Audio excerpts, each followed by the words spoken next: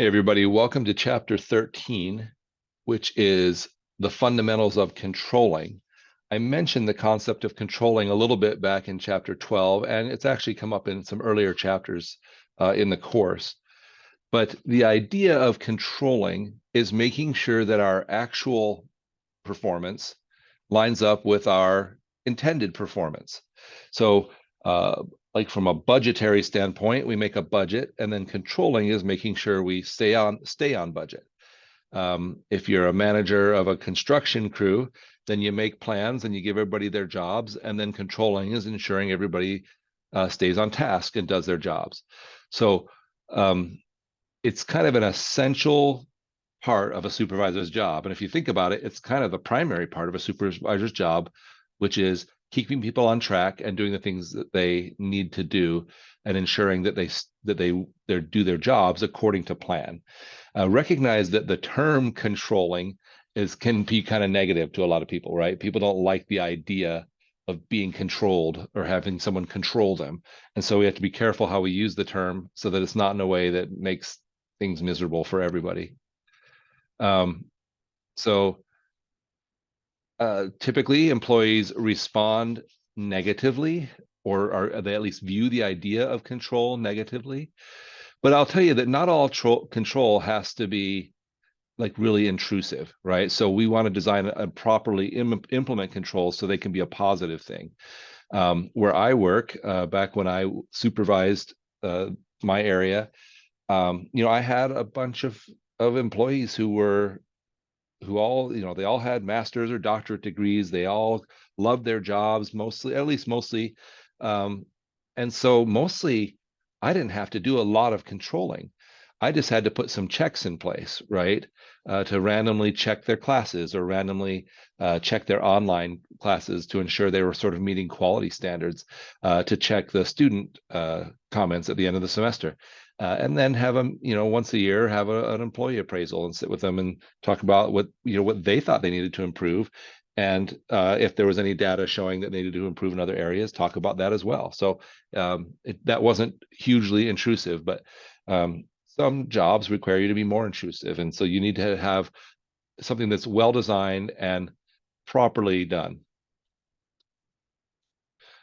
Typically, we want controlling to be forward looking. We can't change the past. So instead, if we're not on track, then what we want to do is focus about how we can get on track rather than blaming people about bad things they did before. And again, it needs to be consistent with strategy. And what I mean by that is it needs to be based on the organization's strategic goals and objectives. And so we want to make sure, I mean, which is kind of obvious again, because the whole point of controlling is keeping us on plan. And so we just need to make sure we understand the plan, what the strategic goals of the organization are, and what the objectives, the things we want to accomplish within those goals, and then what our employees' sort of role is within that, and ensure that they are staying on track with that. So if we're going to place controls in place to help us stay on task, they have to be these things. They have to be understandable so the people working with them know what they mean and what they're expected to do. They have to be timely. In other words, they have to be appropriate to the time frame that we're working with.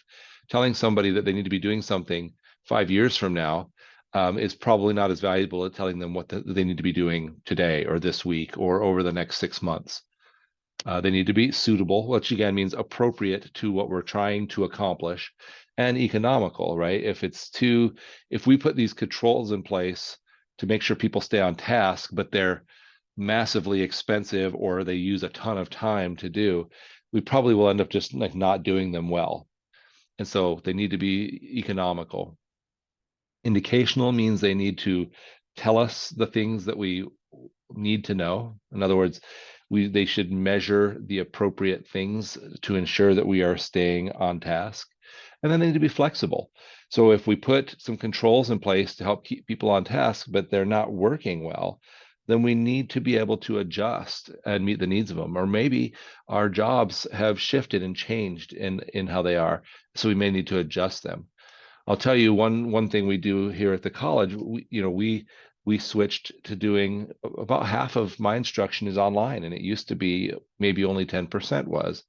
And so when we've looked at some of the, some of the things that we were measuring before, or even like things we were using to hire new people, like, the strength of their lecturing skills. Well, that's less important. I mean, it's still important, but it's less important when most of a class is building, an online learning environment. So now we might take a look at, when we're trying to control, we might take a look at how are their classes structured? Are they structured in a way that it's easy for students to find their way through the course? And do they have enough variety in the classes to make them interesting?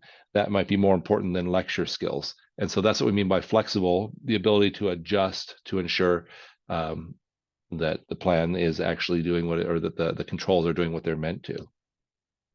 So again, this book lays out a 3-step control process: set standards, appraise performance against the standards, and then take corrective action. I think that's probably a little soft, but the reason I say that is because maybe before we set standards, we need, maybe after we set standards, we need to train people on the standards. And then we're going to appraise performance against the standards. And then I would say another step would be that we provide feedback to people, and then, which I guess you could say is a form of corrective action, but and then take corrective action. In other words, that just seems so stark and so harsh. A lot of times people just need to understand what they're supposed to do, and many people will do that. Another type of control I mentioned earlier is something called budgetary control, which is the same idea, which is making sure that we stay on track with our budget. So we make a plan on how much money we're going to need to operate, and then we try to control or stick to it. Cost control isn't just the supervisor's job. And so, there's kind of a 3-pronged thing we have to deal with. The first is that we need to share this information and responsibility with our employees, right? If someone just says you're spending too much money, that doesn't help.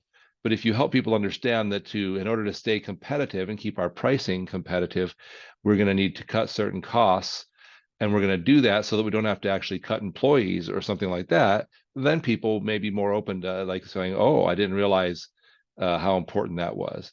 So maintaining cost awareness means helping the employees to understand how what they do impacts the overall cost. And then sometimes we have to respond to what's called cost-cutting orders, where people from above you just say, hey, look, usually it's like the accountant for the company, the controller, just saying, hey, look, we're spending too much and it's not sustainable and we can't do this. We had that here at the college, where we were spending more than we were bringing in, and we had to figure out ways to cut costs. Most of that was done by senior leadership, but also there were a lot of conversations with each employee to help them understand sort of their control over certain areas of the budget, and then to help them look at their budgets and decide what was controllable and what was just a cost of doing business. And they were able to find some solutions without laying people off. Recognize that controlling, whether it be budgetary or managerial or inventory control or quality control, all of these are about a continuous process, which means, so then we go back up to our 3-step approach, right? To set standards, appraise performance, and take corrective action. That is an ongoing thing that we are constantly adjusting and improving and taking corrective actions as part of a continuous process. Anyway, so that's it for this chapter, for chapter 13. Again, I hope this is interesting to you, and I hope that you're not just watching these videos, but you're reading through the chapter as well, because there's a lot of extra information to be learned in there. And again, I hope you have a great week, and hope you are finding value in the class.